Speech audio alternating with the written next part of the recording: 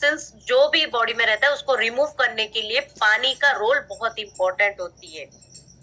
Okay, तो ये सारे चीजें जो डाइजेस्टिव जूस जो बोलते हैं, डाइजेस्टिव जूस हमारे बॉडी में ऑटोमेटिकली बनता है।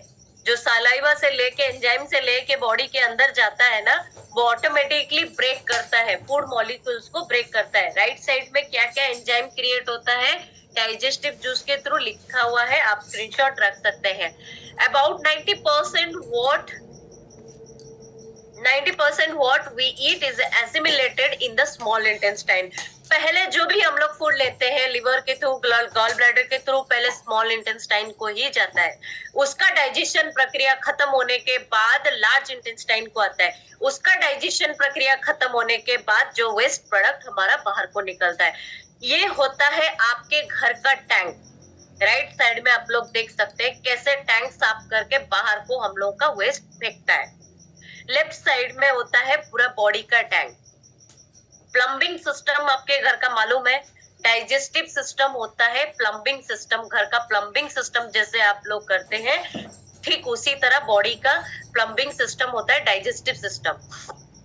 Colon, septic tank. कोलन मैं आपको बताऊंगी क्या होता है। तो जब जितेबले आपण माने फैट्स कि जहां भी आपण खाउचंती सेप्टिक टैंक द्वारा सेटा रिमूव हुए, क्लीन हुए, क्लींजिंग हुए।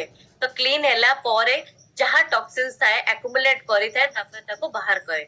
तो क्रोनिक पॉइजनिंग जोटा थाए बहुत बॉडी को पॉइजनिंग करते। केमिति एलर्जी हैला, इनटॉलरेंस सर्टेन फूड।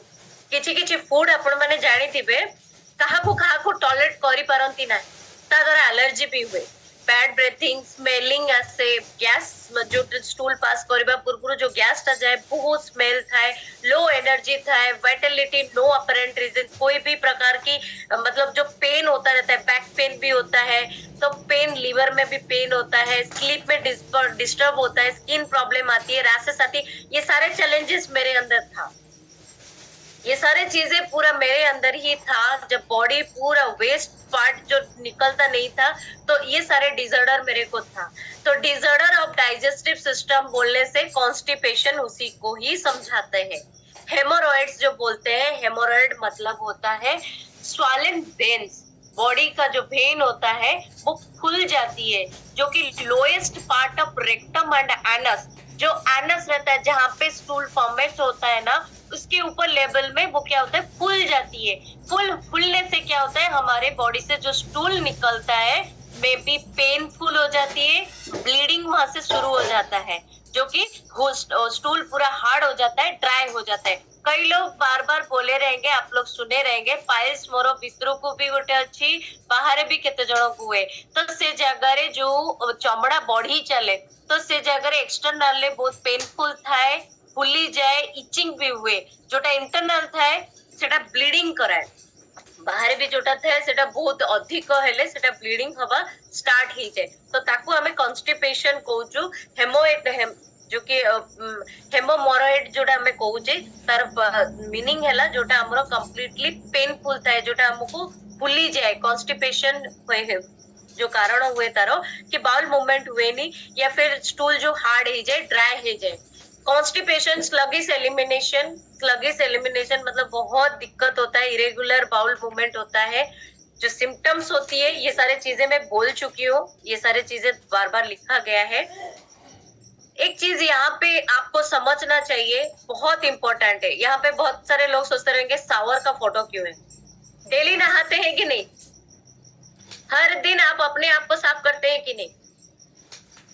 मैं ऑर्गन काट दूंगी, ऑर्गन का पार्ट को निकाल के साफ कर दूंगी, फिर अंदर घुसा दूंगी, होगा क्या? पॉसिबल है क्या? नहीं ना। तो हम लोगों को जानना चाहिए क्या चीज हम लोगों को लेना चाहिए, कौन सा डाइट, हमारा लाइफस्टाइल कैसे मेंटेन करना चाहिए, कैसे चेंज करना चाहिए। That is the big difference, सबसे बड़ा डिफरेंस। मुंह में पानी मत लाइए, ठीक है? तो ये होता है स्टूल का चार्ट। इसको देख के मुंह में पानी मत लाइए, अगर चाहिए तो घर में पका के खा सकते हैं, बाहर में नहीं खाना। ओके, तो बिग डिफरेंस जो हमारे बॉडी में क्रिएट करना चाहिए, जितना फैटी फूड्स हो गया, बाहर का प्रोसेस्ड फूड हो गया, उसको कंप्लीटली स्लो करना चाहिए, कट करना चाहिए। स्मोकिंग, अल्कोहल मैं हमेशा बोली हूँ, नो सेफ लिमिट, इसका कोई सेफ लिमिट नहीं है। च्युइंगम जो खा लेते हैं, बच्चों को भी च्युइंगम दे देते हैं, मत दीजिए, very harmful for children, very harmful for everyone. जो ज्यादा से ज्यादा स्वीटनर लेते हैं उसको भी अवॉइड कीजिए, डाइट को कंप्लीटली हेल्दियर रखिए। ये सारे चीजों अगर आप यूज करते हैं उसको अवॉइड कीजिए, इसमें कोई प्रकार की फाइबर नहीं है।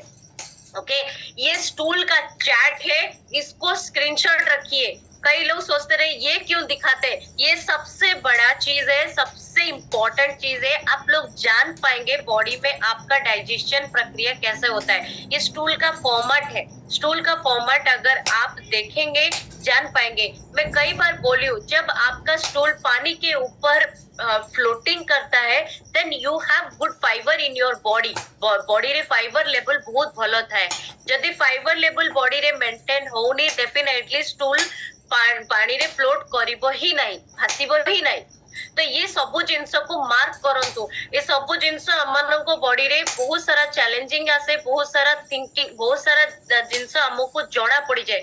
मु काली कहितली जीभरे भी बहुत सारा थाए, जीभ देखिले भी हमें जानी परिबा कि हम बॉडी रे कोन प्रकार रो, को प्रकार रोग वैराग आसुची या न आसुची। ये सब जिनस को मार्क करबा निहाती दरकार। सिम्पटम्स ऑफ एसिडोसिस, एसिडोसिस है पीएच बैलेंस, बॉडी का एसिड बेस बैलेंस को मेंटेन करना। एसिड बेस बैलेंस में हम लोग जानते हैं 7.35 टू 7.45 मेंटेन करना जरूरी होता है। High acid level in blood, जब हाई एसिड लेवल बढ़ जाता है तो हम लोगों को बहुत सारा चैलेंजिंग आता है। ये सारे चैलेंजिंग लिखा गया है राइट साइड। तो पाइल्स भी जो स्ट्रेनिंग होता है, फोर्स देते हैं हम लोग, प्रेशर